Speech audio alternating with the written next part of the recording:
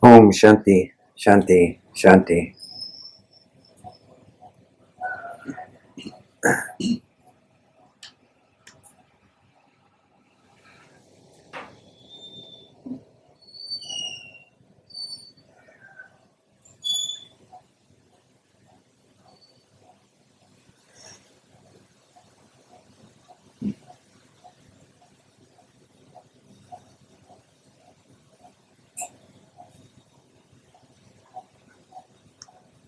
There is only the self alone.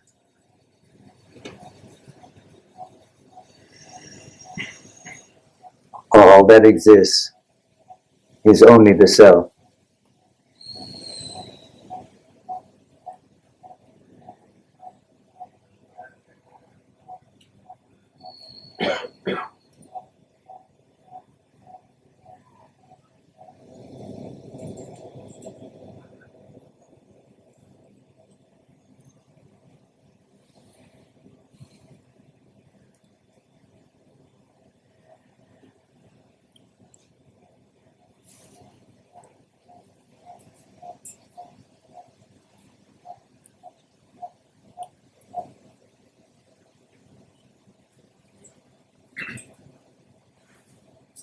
Nothing that you perceive to exist separately is, however, the self.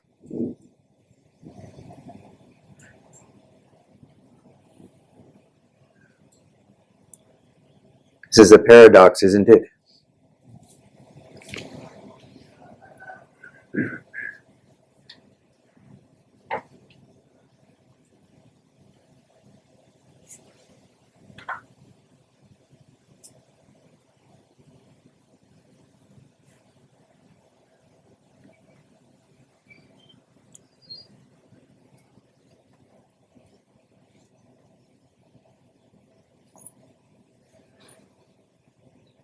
This paradox arises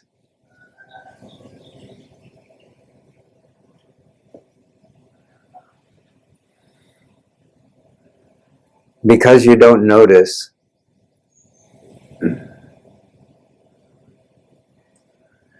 the foundational experience, if you will, of being consciousness in the body, which is I am, or I exist.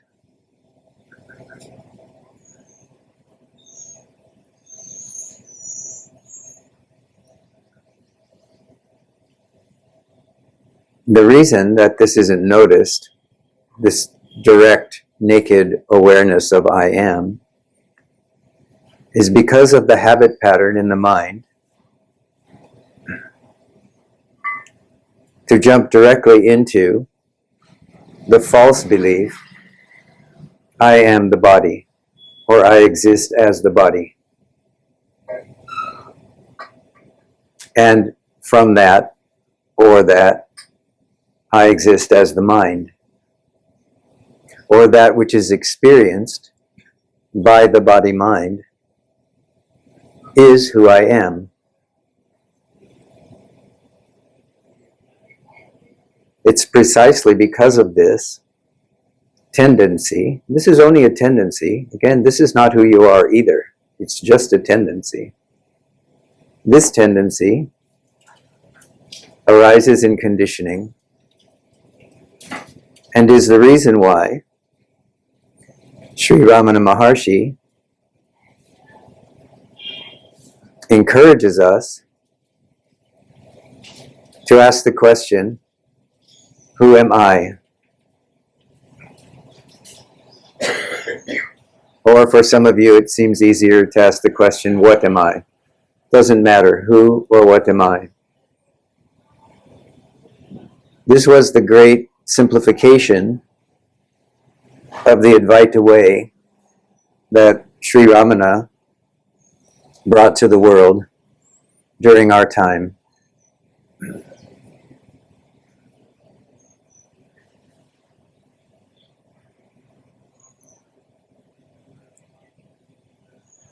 The purpose, you can say, of this form of inquiry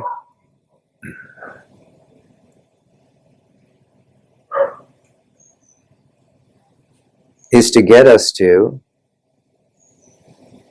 stop this tendency to go directly to the misunderstanding, I am the body, I am the mind, I am the experiences in the world.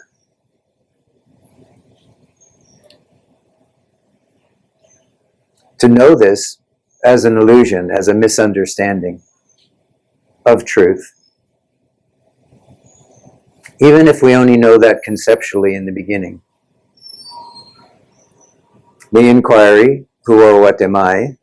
What is aware here?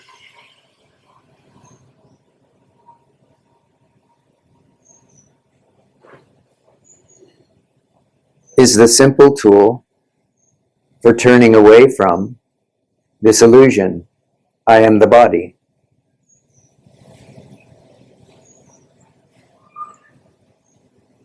It undercuts,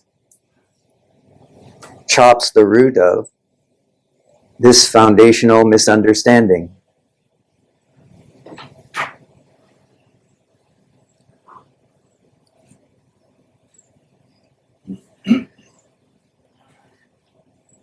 The reason that this misunderstanding is often allowed to proliferate and expand is because the recognition, I am, or I exist, is very subtle.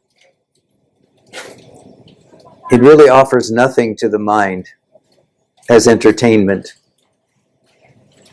There is no mind candy available in the simple recognition, I am, or I exist.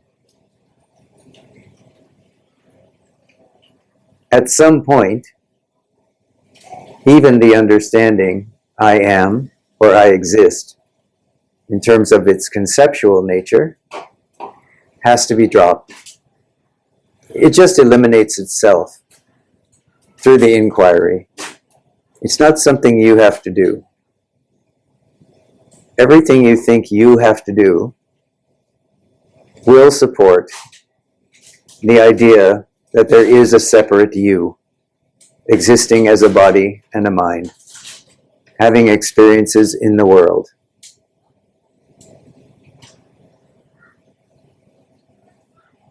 Rather than realizing that whatever is appearing here in this waking consciousness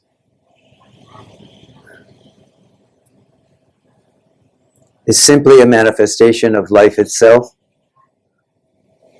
which has no form. Again, we have paradoxes.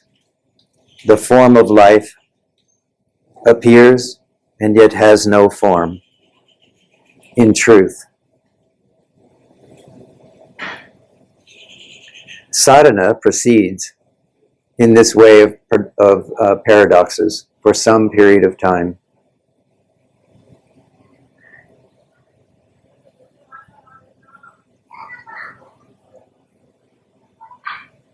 So the use of the inquiry, even the simple recognition, I am aware, here now, without anything added to it, allows life itself the opportunity to unfold in the way that it chooses, without interference from this conditioned me, from the belief that something here is mine.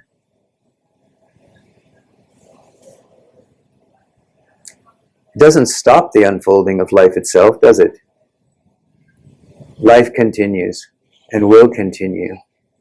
You can say life itself is another name for that which is unborn, undying, eternal. Life has been here long before this waking state for each of you, and will be here long after all of our waking states have winked out.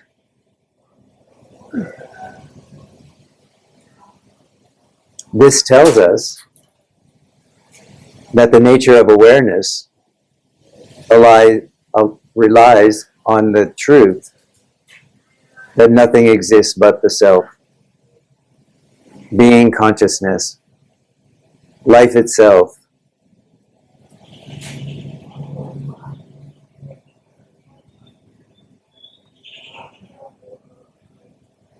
Spontaneously arising in this moment as this, as all of us. Somehow, the self is here.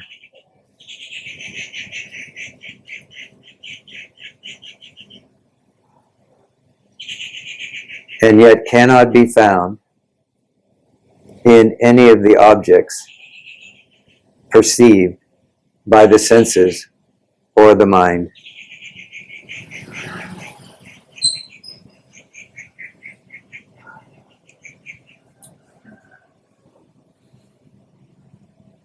This inquiry, who or what am I, enables us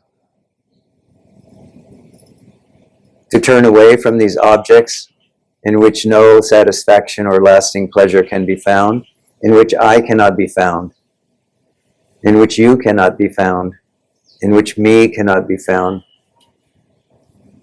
and to look back toward the source. It's not really back, you are the source, but the experience of looking through the inquiry, through the question, who am I, has this characteristic of feeling as though I am looking here, and as I ask the question, I am looking here, who am I? Awareness, consciousness, attention begins to turn back toward the center of being, which is where I feel I exist. It does this quite naturally, turning, looking in a way for itself. But the culmination is not that it finds me. The culmination is that it finds nothing and realizes that without any object present,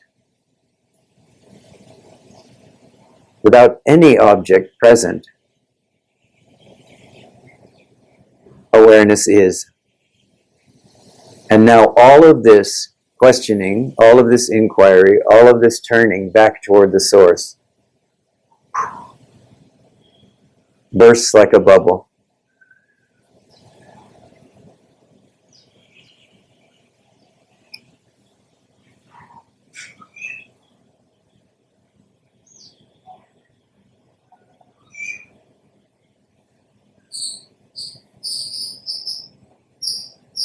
The recognition in that moment arises. That which is here is not only here now, it's always been here.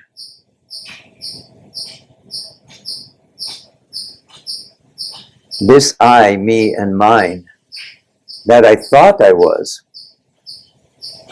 never existed. It was all a dream.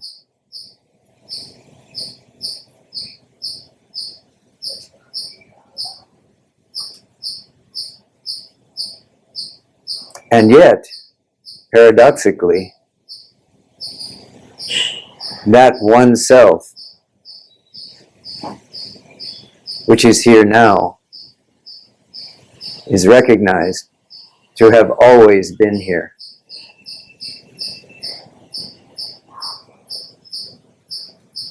And even this illusion, even this dream of I, me, and mine exists only as a reflection of the one self, being consciousness.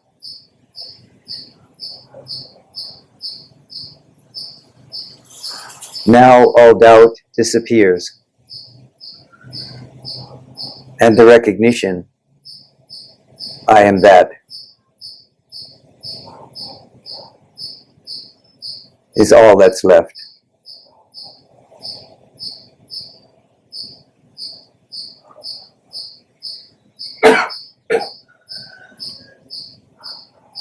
And in that recognition, life itself unfolds naturally, as it was always destined to do.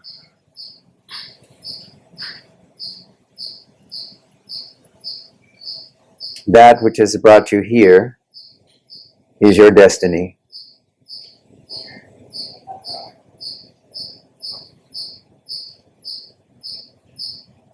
Surrender.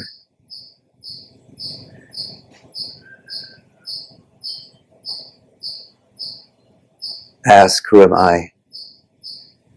Until I dissolves in the recognition of being, consciousness, and bliss.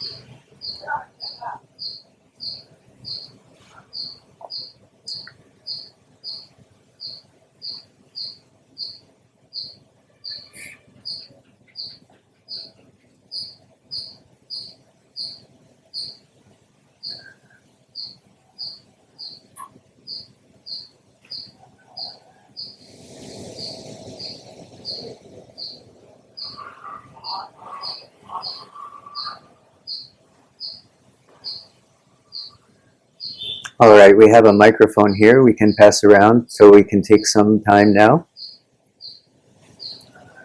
to remove whatever doubts you have. Recognizing that your doubts are not who you are.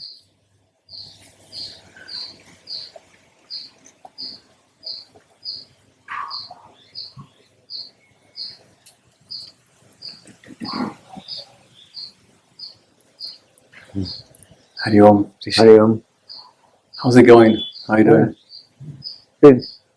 Elbow well. is healing? Well, you know, I am good. The body is doing what it needs to do, so thank you. Perfect. It's coming along. Perfect. Very good. It will do it in its own time. Hearing all these words have tremendous impact on this, body-mind configuration, this vessel. And there's some intense energies passing through, and the awareness is there that it's coming and going. It's not real.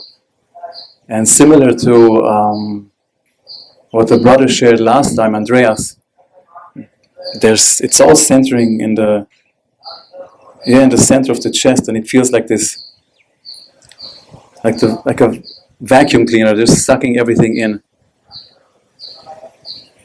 And then this deeply ingrained habitual indulgence repression mode of the mind kicks in, especially with this type of, let's call it, intense experiences which come and go. The awareness is there, but it's such a strong impact. It's truly difficult to not identify, or just to Yes. truly say, I can tell myself it's just passing through. Let it go. Let it pass. It's fine. Yeah. It changes again. Tomorrow I feel like shit again. It's just how it goes. But the more intense these things are, the more difficult it somehow gets to just truly let it pass through Because Yes. the mind says that, but I can see it's like it wants to hold on. It just wants to hold on because it's just so blissful. The entire being is like softened, and it's very humbling at the same time. Now, yeah, it's not so pronounced due to reporting and trying to speak about it, and there's all this agitation in, from, Yeah. but so I guess I don't know if there's a question. It's just the report of the current state. Yeah. Thank you. But It is, but the question is how to deal perhaps, with it, I guess. yes, what should I do about it? Yes, perhaps this is the question. How do I deal with it? Possibly. Yeah. You're right on the cusp of answering your own question, of providing yourself with the necessary wisdom when you realize this is also coming and going. And then this happens. At times it just goes insane. I could laugh my ass off for like half an hour there's no particular thing to laugh about. It's just the joy, just expressing or coming out from the depth of the being. Yeah. Because there's, at the moment, more joy stored up than any other of the regular shit, I guess. Or maybe one can say the regular shit is what's covering over the joy, and when you begin to shed that and say, well, that is not real, I am not that, then you begin to experience what is real. And that real, in the beginning, can be what you're talking about, a volcano of joy.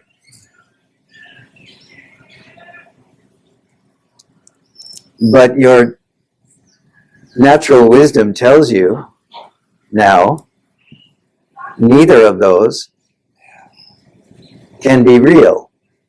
Because by the definition of real, we mean something does not come and go. Exactly. So both of these states are coming and going. You know intellectually that even this state of intense joy will eventually go.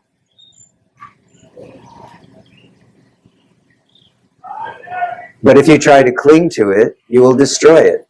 It's no matter how blissful or the best lovemaking you can imagine, the best food you have, the most beautiful music you hear, art, whatever, at some point you just will prefer sleep over all of that, because Correct.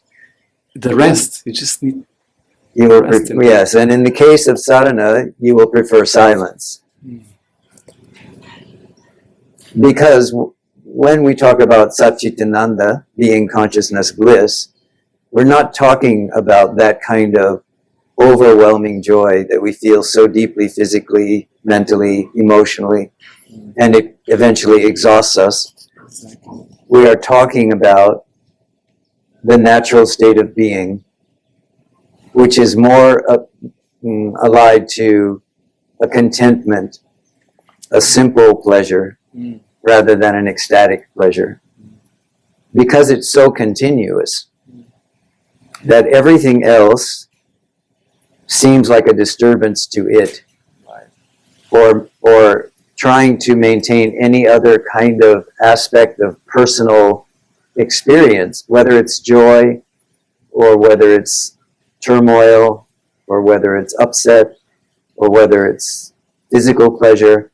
Trying to maintain any of that as a personal experience or expression takes too much effort. The beauty of it is when it kicks in, there's no control over it. It just happens, it comes and goes. And when it kicks in, like at times you just go without sleep for a whole day, for 2 days. Yeah. And you're completely still energized, and everything is just functioning even better than. So. Yeah, but what's the danger in that? Wanting to hold on for the dear freaking life of it. Exactly. Wanting to keep it. So what's the solution then? Just first of all, almost ignoring it, or yeah, first of all, don't treat it like it's a problem. You know? you know, it's not at all. Yeah, but just be aware of that in the mind, that the mind will bring it up as though it's a problem. Maybe the problem isn't the joy itself. The problem is the deep recognition that's underneath the joy that says, I am afraid I will lose this. I want this to stay forever. This is the habit. This is the habit. So old and strong. It's the pull is. Yes. And the witness is just too weak. Is what? The witness actually is just a bit like seemingly, I don't know how to express it, too weak, or in its baby state. It's like overrun by. Yeah, but this is just another illusory misunderstanding. Yeah. Right? You see, the witness is there only as a tool. Also, it also doesn't exist. It doesn't. In some way, it doesn't exist. Once the self is recognized and realized, there also is no witness. There's no need for a witness. Witness is still somehow associated with this subtle sense of me. Absolutely. Right? Yeah. So it's not necessary at that point. However, what the mind can do with it in the place that you're at is can turn this sense that the witnessing quality, the observing quality has weakened, is it then turns it into a problem again. So it just goes from turning into, so you can use this metaphor. Vicious The circle. mind will do this. It's like looking into a forest of trees and thinking you see an animal. And so you see it just out of the corner of your eye, and so you look over there. And then you say, oh, it's not there. And then you see it out of the corner of the eye over here behind another tree. And you look over there, and you see it's not there. And then you say, oh, I think I saw it there. This is what the mind is always doing. Exactly. Unless you stop feeling as though it's necessary for you to solve the problem To jump on it. of what is behind the tree Yes. and look at the forest. So you just let it jump, disappear, reappear, and the whole screen is just seen like as it is. Yes. And what happens then, it does broaden somehow, it does widen. Yes. Just by simply taking a step back and really not jumping to any of the impulses or phenomena that Yes, arise. this is why Sri Bhagavan said, keep quiet. Remain as you are. Meaning, remain as that, not even as that. Understand, I just gave you another tool. So the tool is pull back and don't look at the trees, look at the forest, look at the whole forest. Right, yes. But even that is just a tool. That's a tool. Because the forest is appearing on the screen. Right. You are the screen. You are the screen, that's the whole, yes. None of the pictures appearing on the screen is who you are. You are that being consciousness, that self-radiance, which makes anything on the screen visible, knowable. So, yes?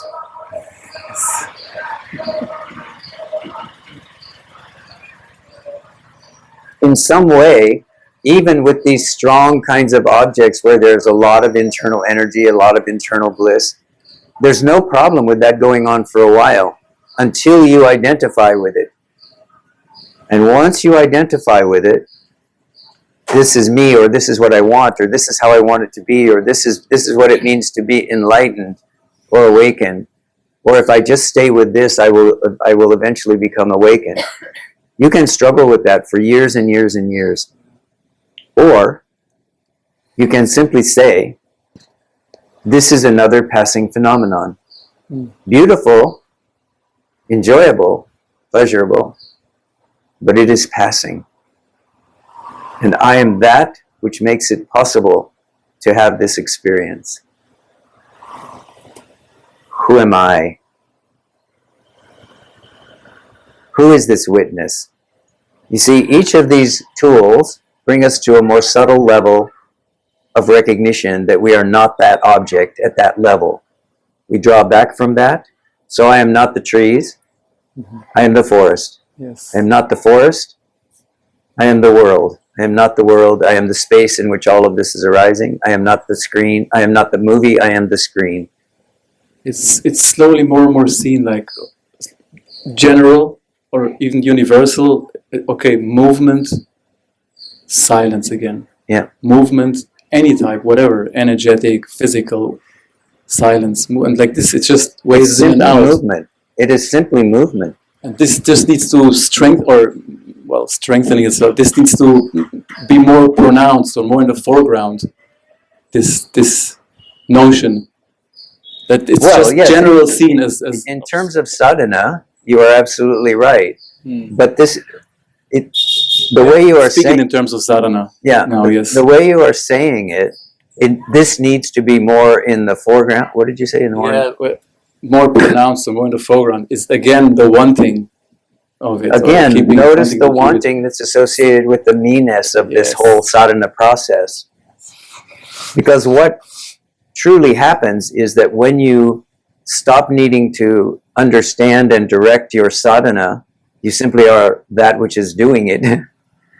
Then what happens is the steps you are talking about, which are accurate, they take place on their own. They do, actually. Yes. There's no specific sadhana done. It's just it happens. More importantly, there's no one doing it. All right, very important one. There's still somebody doing it nonetheless because, now it's time. It's not because it's 6:30 or 4:30. Yeah. It happens by itself during the day or even at night or whatever. Yes.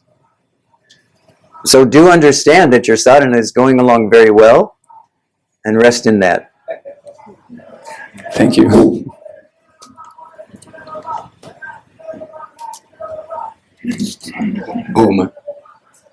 I would like to speak, excuse my bad English because I'm French, so voilà. What I want to share with you is a longing for the beloved and how to manage or not manage, deal or not deal with the turning of the awareness, because here in this place it's particularly strong for me, the belonging, the longing and not belonging of that's a trick in English, yes. So because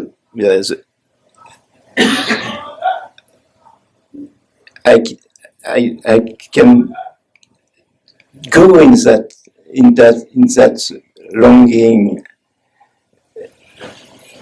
I think it's important for me because that's the meaning what I am here. Yeah. In fact, but I think maybe I have to be conscious not to. I don't know what to do with it because I say if I say it's a separate self is crying because he wants to merge in God, or maybe it's God it's calling me. I don't know, but I don't know what to do with this because it's coming, going, and there is some times of peace and rest, and it's coming more. So.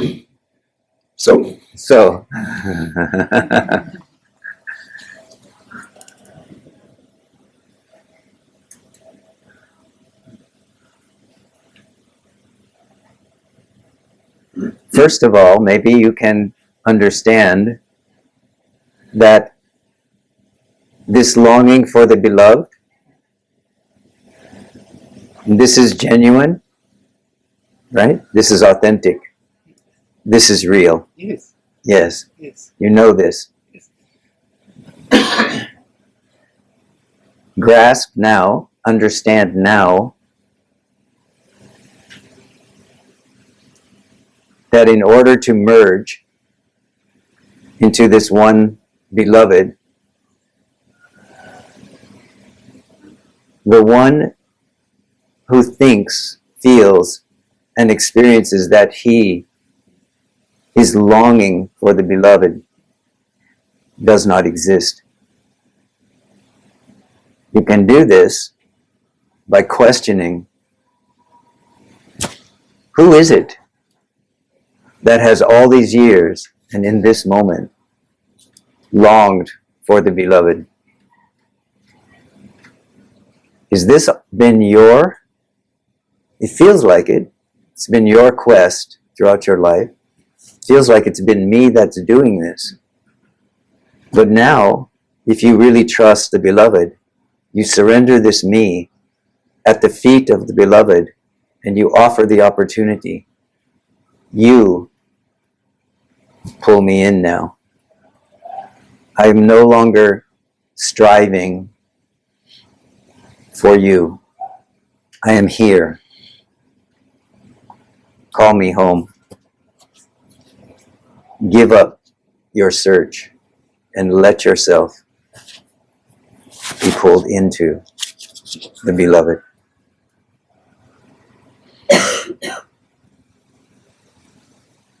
Trust that which has brought you here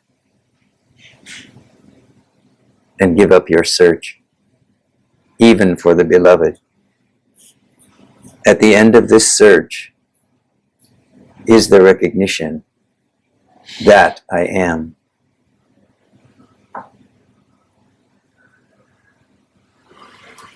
The beloved is not only here, you have always been that.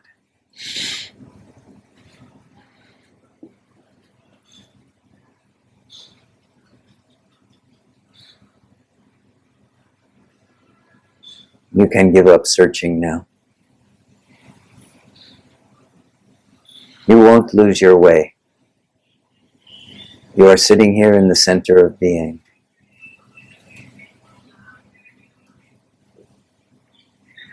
Receive what you have been searching for. And know that it lives there.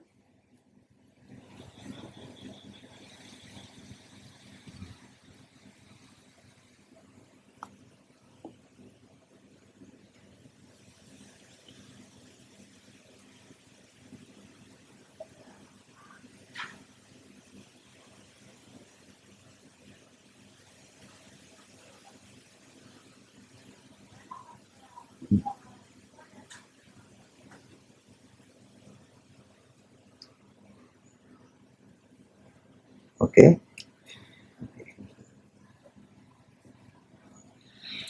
You see, it's important for each and every one of you to recognize that seeking, searching, longing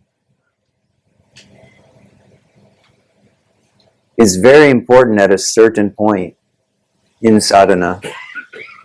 Very important. Because it starts to motivate you to realize what is already here. But at a certain point, which is where he's at now, it becomes an encumbrance or a barrier. And when you recognize that that barrier is there, that you're just striving and hitting against that barrier all the time, against this longing, against this seeking, but you are always pressing that in an effortful way, then the instruction is, understand you are pounding like this, and the way is to go like this.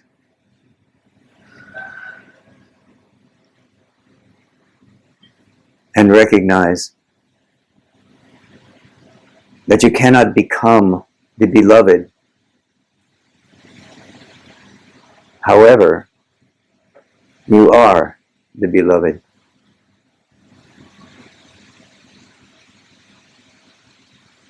Even if there are difficult moments after that recognition and realization,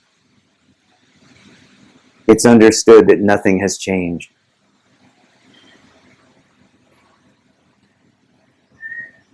You are what you have always been.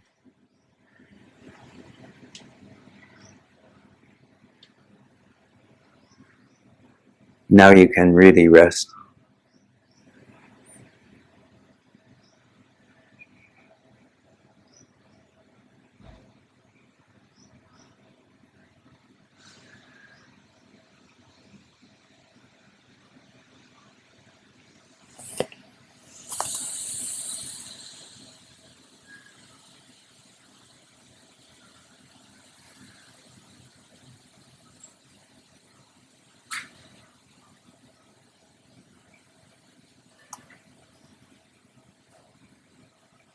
We have time for one more.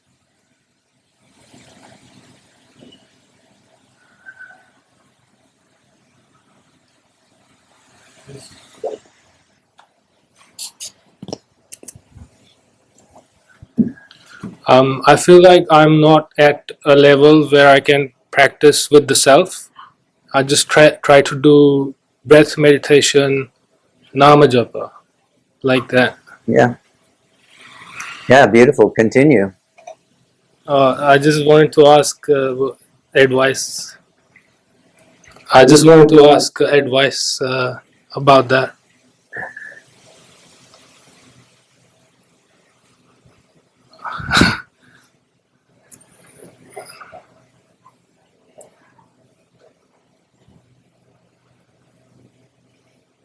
Everything you need is in here. So continue the practice that you feel works for you, while at the same time understanding that who you are on a deeper level is already complete.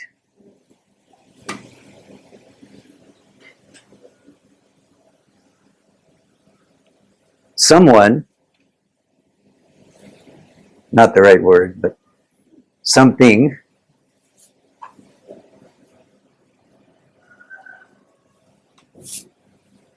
calls you to engage in this sadhana.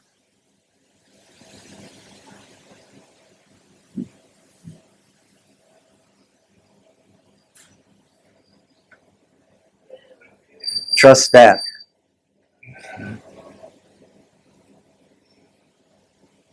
As I was saying to him, that which is calling you to engage in this sadhana, whether your sadhana or the sadhana of longing or seeking, is not you. It just appears as you at this moment. But do understand, even conceptually, so that you understand it at a deeper level, that which is calling you is the self. You are being called. Your mind may tell you that you don't have the capacity at this moment to engage in some deeper or higher or wider or prettier practice. That is the mind. What is calling you is real and true. So put your faith in that and continue.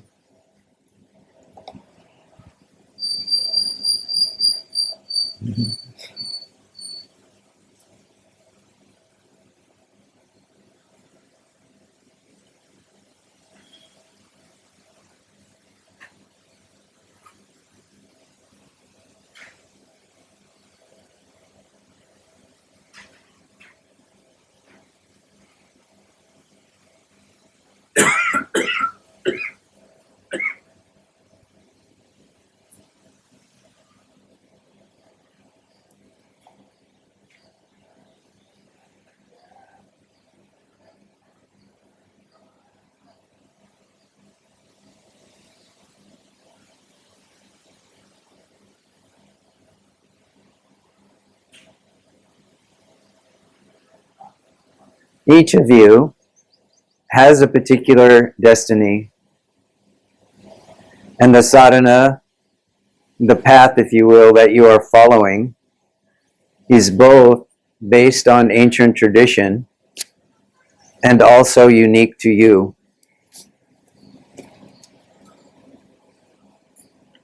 So each of you has to cultivate to a certain degree a certain kind of discrimination. So there becomes an intuitive knowing that you are using the ancient tradition as your guidepost, but you are following what intuitively you know is somehow working in some way for you in this moment. And you do this with both persistence and determination, not as an extreme sport, but as a gentle reminder to keep going, to persistently come back to what enables you to come back into recognition that you are the peace, calm, joy of the recognition, I am. And that when you are simply there, without past, without future, without even a comfortable now, when you are simply there, here, as being, consciousness, knowing simply that you are aware of all that goes on around you and inside you.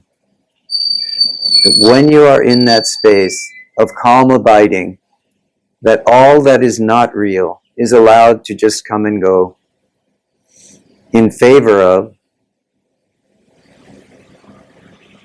this pristine awareness, which has as its characteristics a natural calmness, a natural peace, a willingness to just be.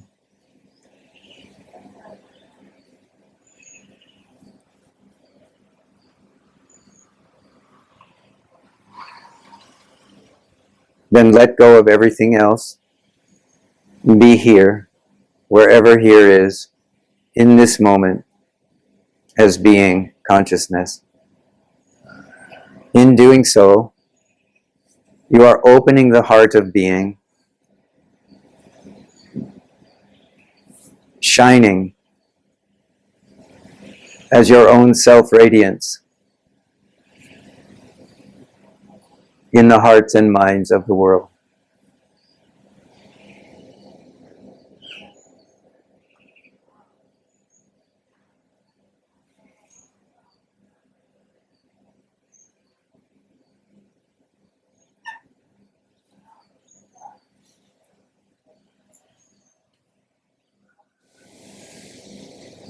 You are the self.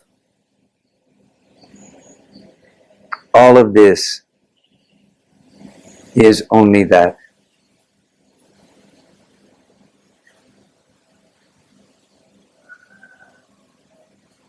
Hari Om. Tat Sat.